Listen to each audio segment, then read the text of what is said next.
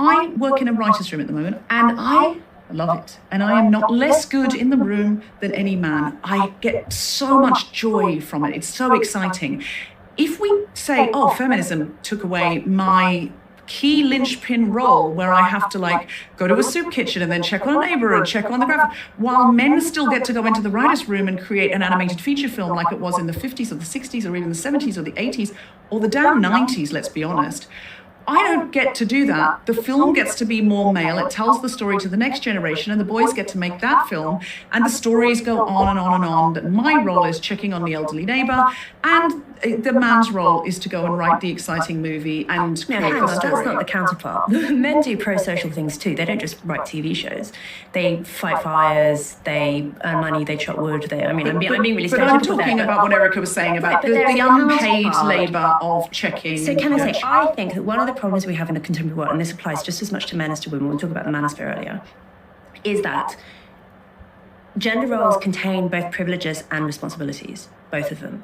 So men do other pro-social things, right? And I think that generally one of the problems that we have in contemporary culture, having rejected so much of traditional gender ideas, is that gender roles traditionally contain both privileges and responsibilities. So for men, the privileges are kind of obvious, like feminists have drawn a lot of attention to these, but men also have counterpart responsibilities, which includes things like dying for their country or for their family, which includes doing backbreaking labour.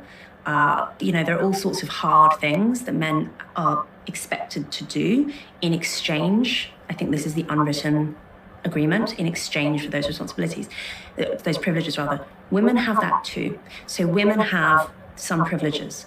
You get to the women and children first principle when it comes to saving lives. Women are often the beneficiaries of what's called benign sexism, so men being kind of deferential to women, like nice gentlemanly men being deferential to women. There's this cognitive bias called the women are wonderful principle, where people will actually, if you ask someone do you want to save a woman that you don't know or a man that you don't know from drowning, people will overwhelmingly choose to save the woman. So there are those privileges. There are also responsibilities, and they include things like caring work, which is hard, and the danger and difficulty of childbearing, which is really hard.